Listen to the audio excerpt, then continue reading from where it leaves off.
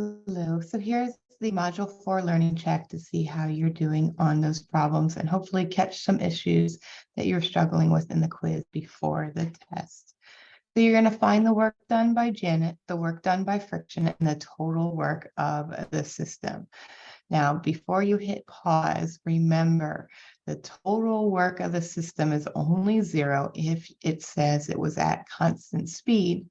And the work done by Janet is always going to be a number as long as there's a force applied by Janet and a distance it went. It's only going to be 0 work by Janet if she couldn't push the oven into place, in which case she was expending a lot of force, but it did not move a distance. So a number times a 0 would be 0. So you are going to see some numbers in there. Janet was replacing her 115 kilogram oven in her new kitchen, 0.05 coefficient of friction. She slid the oven 3 feet into place with a force of 60 newtons and used the acceleration due to gravity as 10 meters per second squared. Okay, so always check to make sure that you are in the system that the class wants for gravity. You'll notice AP, IB, and in college, they're going to give you probably a different number to watch. So at this point, hit pause, get through as much of the problem as you can. Good luck.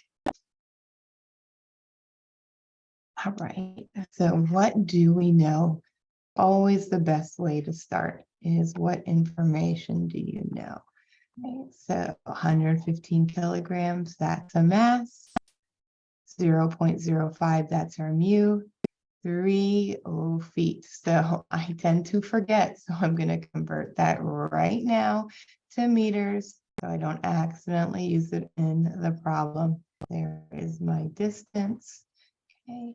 You could also call that the x value because we are going along that plane with a force of 60 newtons. That's the force that Janet applied. And if we need gravity, we're going to use 10 here. All right, so those are my knowns. And then what am I trying to find? The work done by Janet, the work done by friction, and the work total, which is going to be these guys are working in opposite directions. So even though it's a scalar, work done by Janet minus the work done by friction is going to give me my total work. Okay. Again, it is not saying constant speed, so I am going to have a value not equal to 0 for this one. Right, what is next? We got a lot of information. I may not need a picture, but I'm going to draw a picture just so that I can make sure that I am not missing anything. Okay, we got the standard for forces. If you were drawing this for officially, then you would want to make sure your arrows are the same length. But in year 1, you can just have them just as a reference guide for you. And let's fill in some of these. Do I know a force applied? 60 newtons is applied at the horizontal, so no SOHCAHTOA. All right, 115 times 10. So there is my math or my force of gravity. It's not bouncing up and down. So the force of normal is going to equal the force of gravity because my acceleration in the y is a 0. Oh, and I mislabeled that. That would be a force of friction. All right, what do I know about force of friction? It's equal to mu times the force of normal. So 0.05 times 1150. And honestly, at this point, I don't even know if I'm going to need to use all those things, but I'm like, I have time. It's good practice. And for you guys, it's a good way just to make sure that you're not missing anything. So to put all that information out there, look at all the equations and see how is that going to help me. Okay, so especially if you are getting stuck, it's like playing darts. You're throwing it out there, hoping you're going to hit a good value.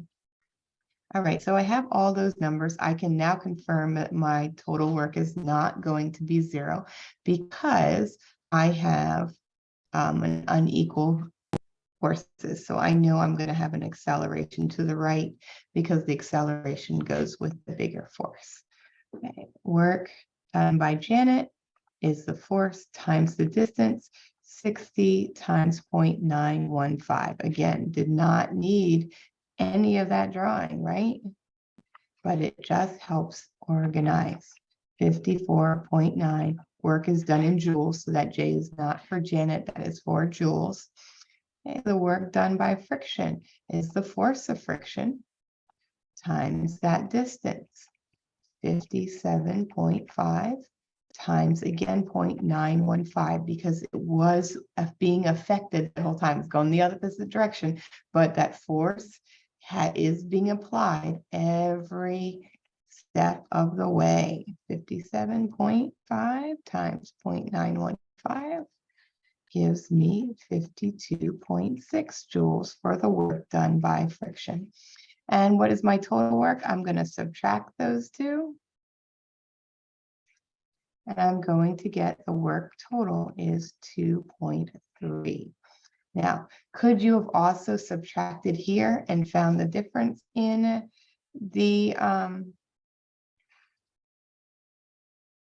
work? Yes. So let's do that one just so you know what I'm talking about. Okay, so my change in work is going to be the force of Janet minus the force of friction times the distance, 60 minus 57.5 times the distance, 0.915, and you'll notice you're going to get 2.3 again. You might have slightly different numbers just because of rounding, but it does both work out to be an equivalence. What is the other equivalence we know? The change in work is equal to the change in kinetic energy. So if you needed to find the speed of something, then you would go that next step. This problem does not have us do that.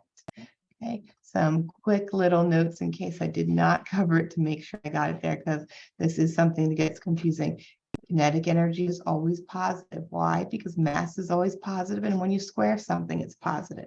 So since work is kinetic energy, it's going to tend to be positive, and it's a scalar. Another indication it's going to tend to be positive, or the absolute value, either way you want to think about it.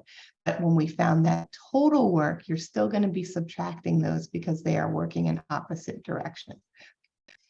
And that is all for your learning check. If you got the quiz version, make sure you wait to the end to submit. If you got the notes version, then just make sure you're submitting nice, complete notes on the progress. Have a good day.